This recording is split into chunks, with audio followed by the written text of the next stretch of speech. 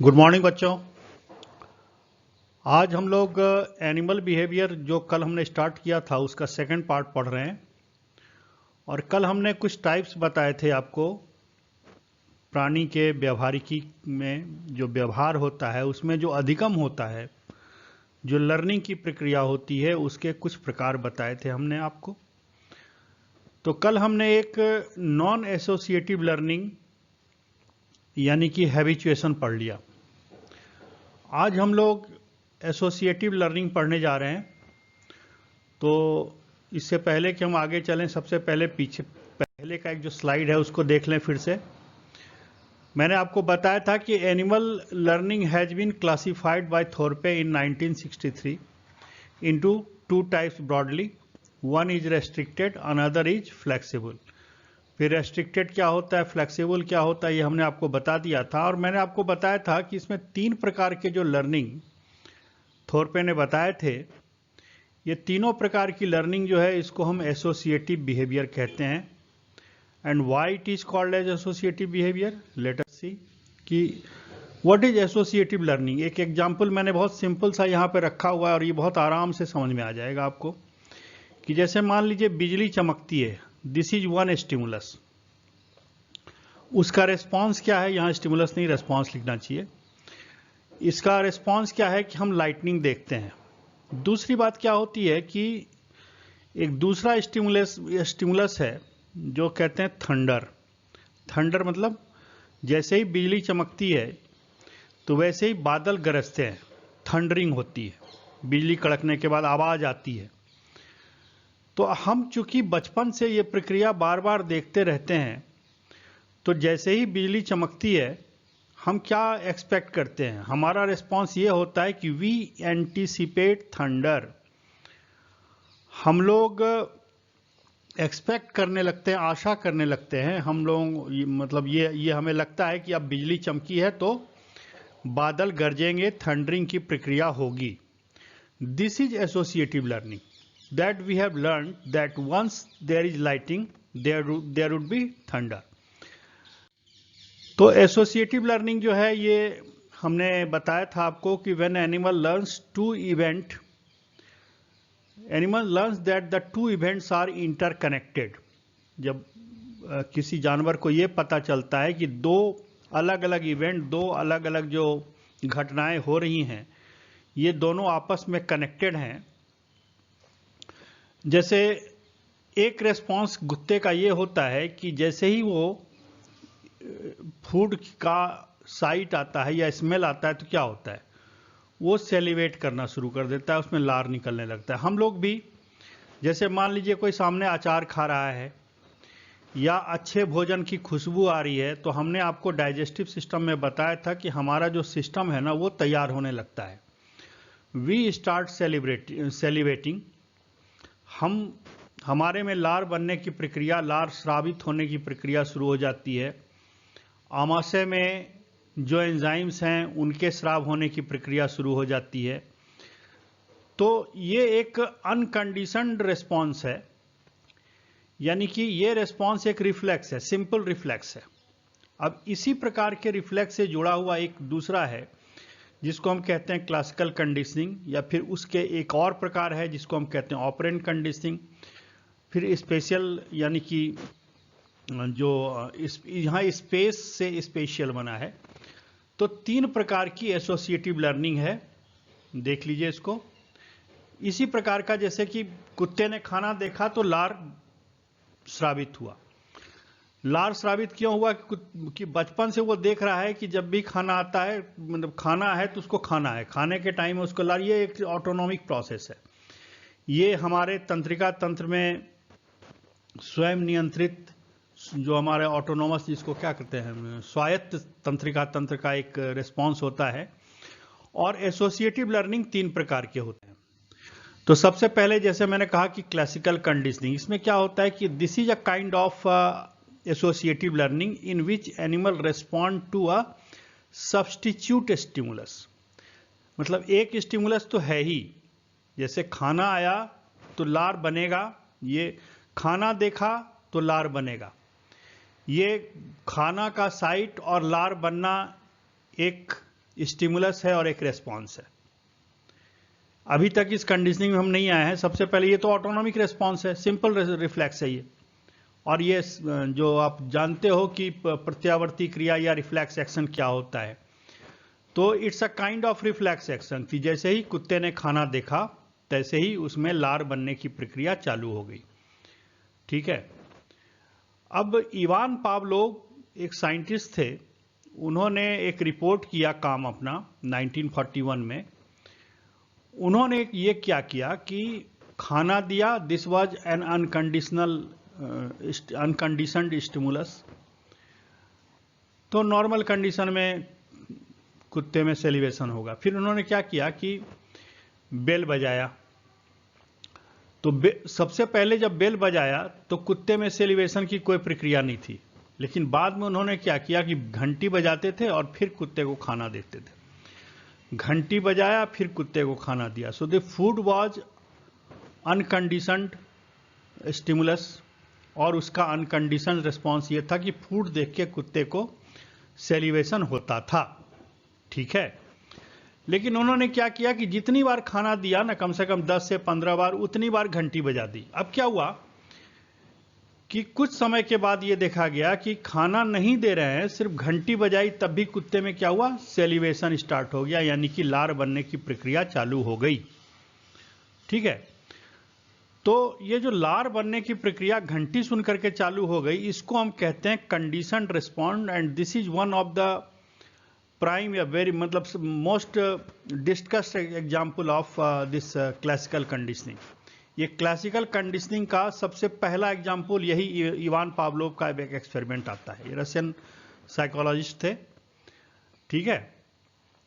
अब देखिए कि जो कंडीशनड रिफ्लेक्स है, these are different from the simple reflex. Simple reflex जो आपको मैंने बताया कि खाना देख करके सेलिवेशन होना सिंपल रिफ्लेक्स है, लेकिन कंडीशन रिफ्लेक्स क्या है कि ये जो है एक अनकंडीशनड रिफ्लेक्स के साथ एसोसिएटेड है। जैसे ये दूसरी लाइन क्या लिखी हुई है, कंडीशन रिफ्लेक्स आर इनबॉर्न और अनकंडीशन।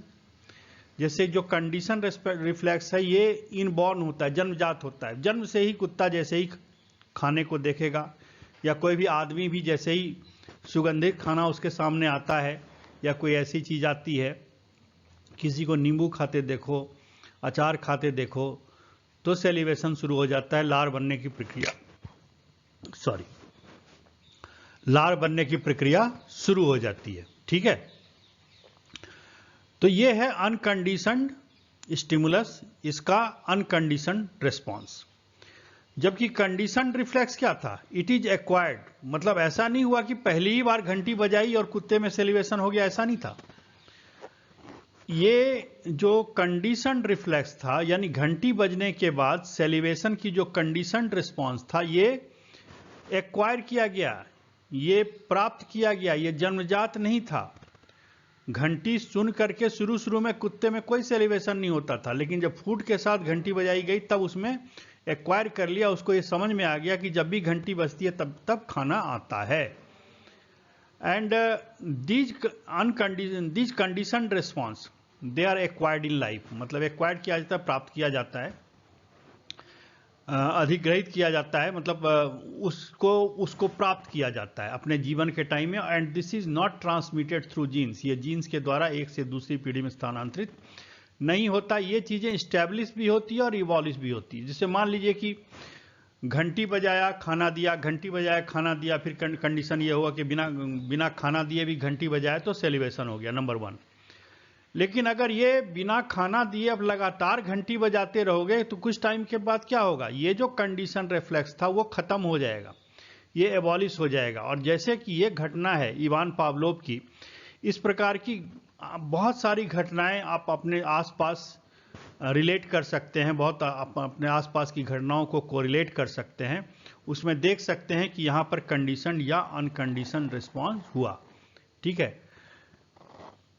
उसी प्रकार से ये जो है, जैसे मैंने कहा कि the conditioned response are established upon some unconditioned reflexes.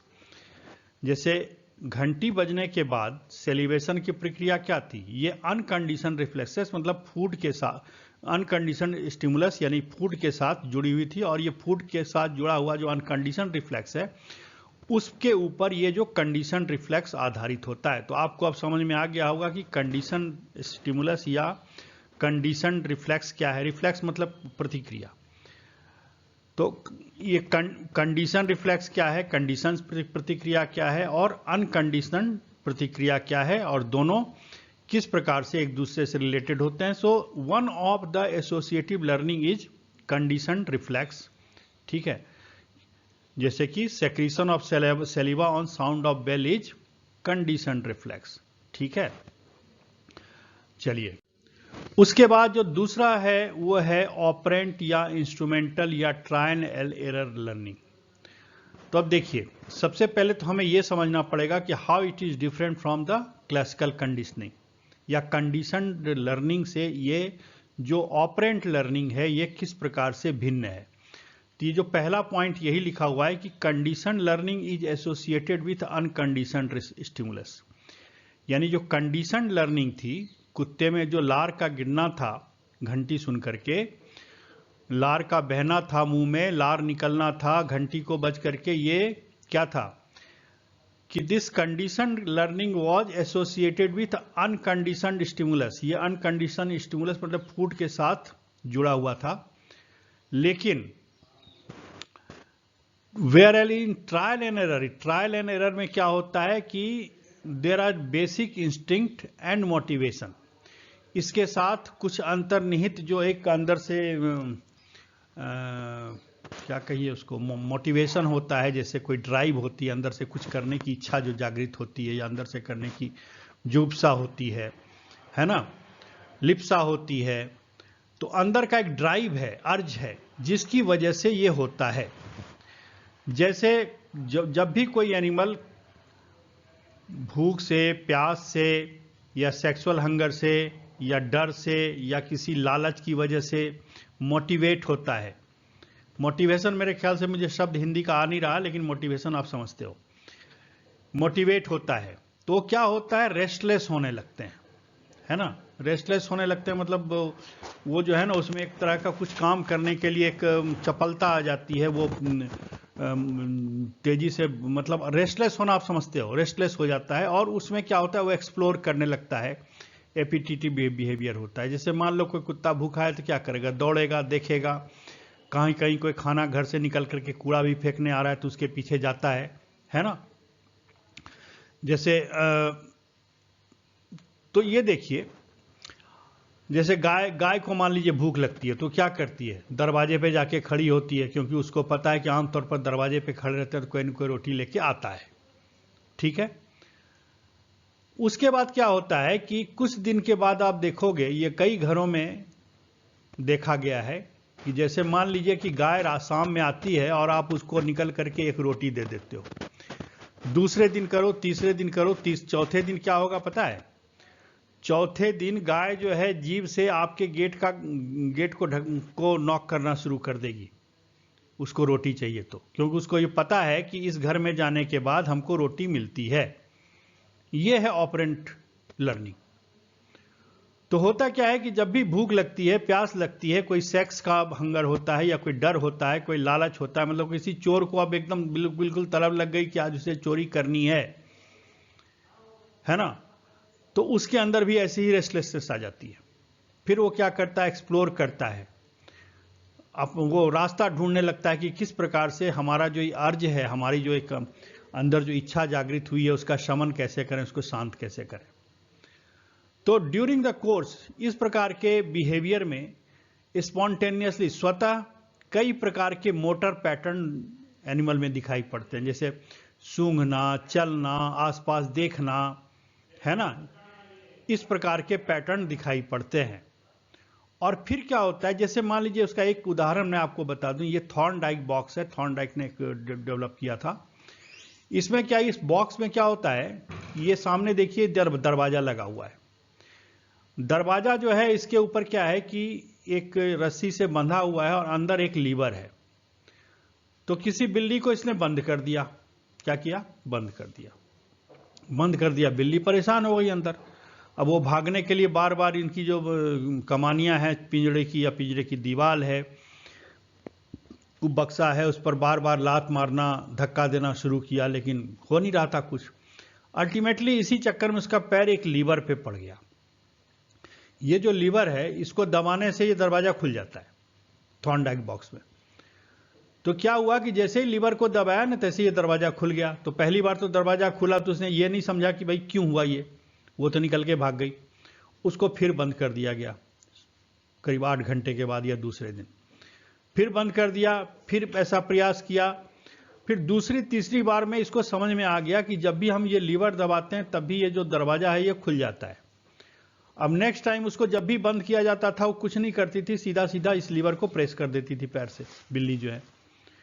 तो दिस वाज ऑपरेंट लर्निंग। आप देखिए कि इसको एस्केप करने में कितना टाइम लगा। तो पहली दूसरी बार जब किया गया तो उसको देखिए कितना टाइम लगा सेकंड में, कभी 300 सेकंड लग रहे हैं, एक बार तो 600 सेकंड भी लगा है। लेकिन बाद में क्या हुआ, जितने ट्रायल्स आप बढ़ाते जाते हो फिर इसको बिल्कुल टाइम नहीं लगता है, 50 सेकंड के अंदर जो है इस लीवर को प्रेस करती है और बाहर आ जाती है। This is operant learning.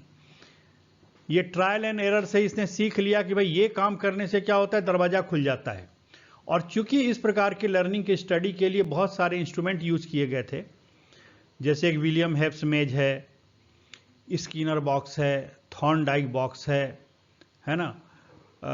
कई प्रकार के ऐसे इंस्ट्रूमेंट जो हैं ये बिहेवियर में या बिहेवियर फार्माकोलॉजी वगैरह में, न्यूरो फार्माकोलॉजी के स्टडी में, मेडिकल साइंस में ऐसे प्रकार के इंस्ट्रूमेंट यूज होते हैं। So this is also called as instrumental learning. Trial and error तो होता ही है, ये ट्रायल करता है कि पहले दरवाजा ठोका, फिर उसकी तीलियां ठोकी, फिर उसके कूद के छत पे गई बिल्ली, लेकिन अल्टीमेटली उसको ये समझ में आ गया कि ये लीवर दबाने से दरवाजा खुल जाता है।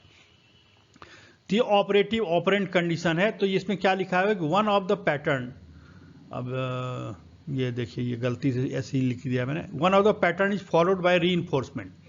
कोई भी जब बिहेवियर तरह तरह से ये करता है कि स्निफिंग करता है, वॉक करता है, भागता है, कहीं कूदता है, कुछ भी करता है, तो उसमें एक पैटर्न से क्या होता है, रीइंफोर्समेंट हो जाता है। जैसे मान लीजिए कि कोई हैंग्री एनिमल अपने सराउंडिंग में एक्सप्लोर कर रहा है और किसी प्रयास से वो उसको भोजन मिल जाता है, और ये एसोसिएशन अगर ये रिपीट हो रहा है, मतलब भोजन बनने की प्रक्रिया अगर रिपीट हो रही है, तो क्या होगा कि वो जो उसका जो पैटर्न है, उसका पैटर्न बार बार रिपीट होगा, मतलब उसी पैटर्न में ये बार बार ये बिहेव करेंगे। ठीक है, तो एक तो ये होता है। दूसरा एक्सटिंक्शन, जैसे वहाँ जो कंडीशनड रिस्पॉन्स था उस जो जैसे एबॉलिश हो गया था, उसी प्रकार से इसका एक्सटिंक्शन भी होता है। When the learn behaviour no longer exhibits the expected response. मान लीजिए ये गया और इस बार दरवाजे में कोई दूसरी चीज लगा दी गई, इसको ताला चाबी से बंद कर दिया दिख गया, तो वो बार बार लीवर दबाएगा लेकिन देखेगा दरवाजा खुला नहीं। तो फिर जो ये जो रेस्पॉन्स है ना, ऑपरेंट कंडीशनिंग वाला रेस्पॉन्स या ऑपरेंट लर्निंग वाला रेस्पॉन्स, ये जो है धीरे धीरे रिवर्स हो जाएगा या भूल जाएगा। या फिर मान लीजिए कि इस बॉक्स में रखा ही नहीं इसको 5 साल, तो फिर क्या होगा, फिर से जब इस बॉक्स में इसको लाया जाएगा तब फिर इसको ट्रायल एंड एरर में थोड़ा ज़्यादा टाइम लग जाएगा। तो यहाँ जो this is different from the classical conditioning, क्योंकि क्लासिकल कंडीशनिंग में क्या था कि कोई अनकंडीशनड स्टिमुलस या रिस्पॉन्स से रिलेटेड था।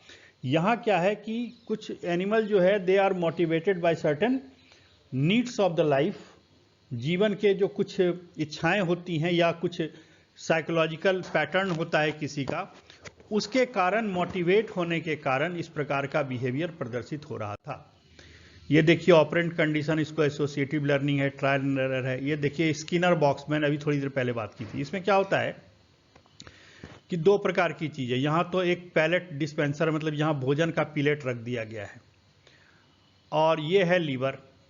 तो नीचे देखिए एक इलेक्ट्रिक ग्रिड भी लगा हुआ है, मतलब ये तार लगे हुए हैं लोहे के, इसमें आप शॉक दे सकते हो। ठीक है, यहाँ पर स्पीकर है। तो इसको बिल्ली को बंद कर दिया गया, और भूखी बिल्ली है तो कुछ ना कुछ प्रयास करेगी, जैसे कर रही थी वहां दरवाजा खोलने के लिए। गलती से अगर ये लीवर दब जाता है तो उसको भोजन मिलता है। तो थोड़ी देर के बाद इसको समझ में आ जाता है कि जब ये लीवर दबाते हैं तो भोजन मिलता है। मान लीजिए इसमें से एक लीवर के साथ आप ये कनेक्ट कर दो कि जैसे लीवर दबाएगा तैसे इसको शॉक लगेगा, तो क्या करेगा? अगर शॉक लग रहा है तो लीवर नहीं दबाएगा ये, और अगर इसको लीवर दबाने से भोजन मिल रहा है तो भूखे रहने पे ये लीवर दबाएगा। और ये धीरे धीरे सीख लेते हैं। This is again a trial and error और ऑपरेंट काइंड ऑफ कंडीशनिंग। तो different forms of classical conditioning होते, ये क्लासिकल कंडीशनिंग से डिफरेंट होता है, क्योंकि यहाँ जो है, यहाँ एनिमल के अपने बिहेवियर के कारण, मतलब अपने नीड्स की वजह से, ये बिहेवियर नहीं, यहाँ नीड्स होना चाहिए, नीड्स के कारण ये रिस्पॉन्स होता है। और ये बीएफ स्किनर थे जिन्होंने ये स्किनर बॉक्स ढूंढा था। तो Skinner box is operant conditioning chamber, ठीक है। ये इसमें रैट्स को सिखाने के लिए था कि किस प्रकार से लीवर प्रेस करें। ये बिहेवियर नेचुरली रैट में नहीं पाया जाता है, तो दो तरह की का रीइंफोर्समेंट दिया गया। रीइंफोर्समेंट मतलब कि उस व्यवहार को करने के लिए उसको एक स्टिमुलस कहिए, एक प्रकार का रिवार्ड या पनिशमेंट कहिए, इसको हम रीइंफोर्समेंट कहेंगे यहाँ पर।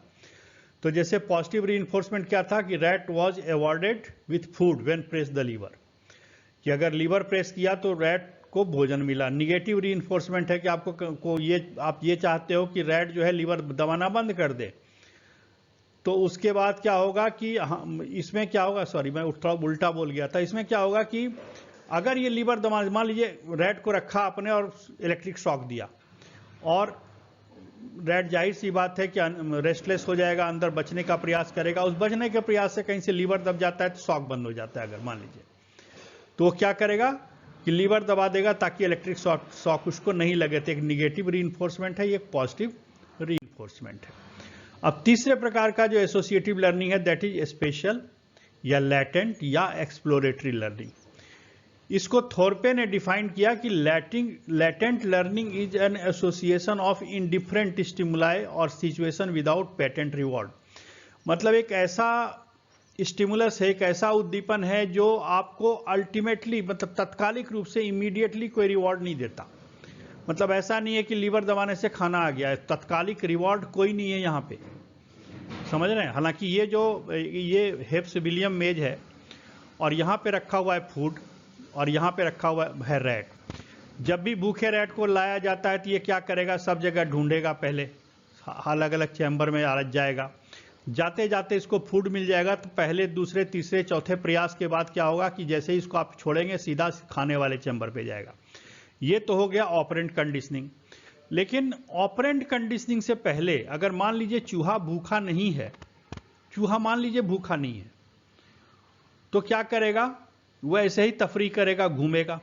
जैसे कभी कभी क्या होता है, शाम में जब हम, कई लोगों की आदत होती है कि कोई काम नहीं है फिर भी शहर में ऐसे ही पैदल या बाइक से ऐसे ही चकलस लगा रहे हैं, तो that is a kind of exploratory behaviour.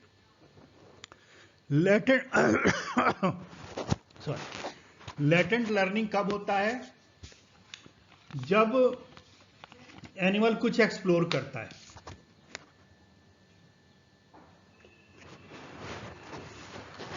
Animal क्या होता है, कुछ एक्सप्लोर करता है, और एक्सप्लोर करने में ऐसा कुछ नहीं है कि उसको तात्कालिक रूप से कुछ मिल रहा है। उस एक्सप्लोरेटरी बिहेवियर से, वो जो एक्सप्लोर करना मतलब ढूंढना, अन्वेषण करना, खोजना, तो वो अपने आसपास के सराउंडिंग को एक्सप्लोर कर रहा है, वहां पर ऐसे ही घूम रहा है, देख रहा है कि आसपास में है क्या, ठीक है। और उस एक्सप्लोर करने की जो प्रक्रिया होती है उसमें, उस एक्सप्लोरेशन के दौरान जितनी इंफॉर्मेशन होती है वो अपने ब्रेन में स्टोर करता है। मतलब the exploratory information is stored in the brain to be utilised later. मतलब कि जो भी एक्सप्लोरेटरी इंफॉर्मेशन है उसको ये जमा रखता है। जैसे कि मान लीजिए आप मार्केट में घूम रहे हो, बिना मतलब के ही घूम रहे हो, लेकिन आपको ये पता है कि ये जो दुकान है यहाँ पर ये मोबाइल ठीक करता है, या यहाँ कंप्यूटर की दुकान है, या यहाँ किताबों की दुकान है, या यहाँ मिठाई की दुकान है।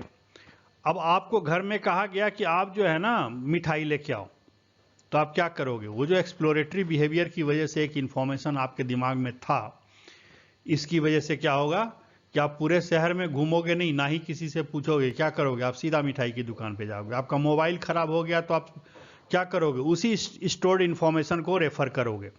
तो हालांकि यहाँ जो एग्जाम्पल ये मैंने विलियम हेब मेज का दिया है, हेब विलियम मेज कहते हैं इसको, ये नॉर्मली ये उदाहरण यूज किया जाता है ऑपरेंट कंडीशनिंग में, लेकिन इसको मैंने यहाँ पे इसलिए लगाया है कि आप एक्सप्लोरेशन भी समझ सकें। अब यहाँ पर क्या है कि ये जो, चूंकि ये जो क्या लिखा हुआ इंसेंटिव, गोल, रिवॉर्ड है, तो यहाँ अगर रिवॉर्ड से एसोसिएटेड है फिर तो ये ऑपरेंट कंडीशनिंग हो गया। जहां इमीडिएट रिवॉर्ड है वो ऑपरेंट हो गया, जहां इमीडिएट रिवॉर्ड नहीं है this is just a kind of exploration to gain the idea of the surrounding. अपने आसपास के जो सराउंडिंग है या जहां आप रह रहे हैं उसका एरिया को पहचानने के लिए आप काम कर रहे हो, तो फिर वो एक्सप्लोरेटरी लर्निंग है। और इस प्रकार का जो लर्निंग है इसका एक उदाहरण ये निको टिम्बर्जन का एक बड़ा फेमस एक्सपेरिमेंट है। ये है डिगर वेस्ट। वेस्ट मतलब वो ततैया होती है ना जो खा जाती है, काट लेती है तो चेहरा सूज जाता है, वो वाला एक ढंग का। ये डिगर इसको इसलिए कहते हैं कि ये अपना नेस्ट बना सकती है। तो आमतौर पर इस ततैया के साथ कहानी क्या है, ये भी बड़ा इंटरेस्टिंग इसलिए है कि ये जब डिगर वेस्ट जन्म लेते हैं ना, तो उस समय इसके माता पिता ऑलरेडी मर चुके होते हैं। फिर ये क्या करता है, खुद ही घोंसले से निकलता है, लेकिन ये घोंसले का लोकेशन जो है ना, ये क्या करता है, घोंसले से निकलने के बाद ये क्या करता है, घोंसले का एक चक्कर लगाता है, ठीक है, और घोंसले का चक्कर लगा करके अपने भोजन को ढूंढने निकल पड़ता है। उससे पहले ये घोंसले का चक्कर एक लगा लेता है और वहाँ के आसपास के लोकेशन, लैंडमार्क को देख लेता है कि भाई आसपास में क्या है, जिसके कारण कि अपने घोंसले की पहचान ये कर सके, अपने नेस्ट की पहचान, अपने घर की पहचान ये कर सके। तो निको टिम्बर्जन ने क्या किया कि उसका जो घोंसला था उस पर पाइन के कोन, ये बॉटनी वाले में आपने पाइनस के कोन आपने देखे होंगे लैब में, तो पाइन्स के कोन जो है ना वो घोंसले के आसपास रख दिए इसके घोंसले से निकलने से पहले। फिर क्या हुआ कि ततैया निकली, तब तो ये नेस्ट था, ये चारों तरफ पाइन्स थे। फिर ततैया जब आई तो इसके जब उससे आने पहले निको टिम्बर्जन ने क्या किया कि सारे पाइन्स को उठा के एक ऐसी जगह रख लिया जहां पर इसका घोंसला था नहीं। अब क्या है, ये ततैया उसी पाइन्स के आसपास घूम रही है। तो ये जो एक्सप्लोरेटरी इंफॉर्मेशन जो स्टोर्ड था उसकी वजह से ये जो डिगर वेस्प है ये इस तरह का प्रदर्शन करती है। So changing the landmark reveals that the wasp respond to the arrangement of the landmark rather than the type of landmark. Landmark के अरेंजमेंट से इसके प्रति वो रिस्पॉन्ड करती है। तो this was a kind of, ये जो अपने घोंसले के चारों तरफ ततैया ने एक चक्कर लगाया था बिना मतलब के, वो इसलिए लगाया था, उसको उसका तुरंत अवार्ड या पनिशमेंट नहीं था, लेकिन जब लौट के आई तब उसको अपना घोंसला पहचानने में आसानी हो, उसका लोकेशन देखने में आसानी हो, इसलिए ऐसा किया था। तो this is again another example of the exploratory behaviour. अब कल जो बाकी के जो बिहेवियर पैटर्न बच गए हैं उसको हम स्टडी करेंगे। Thank you very much.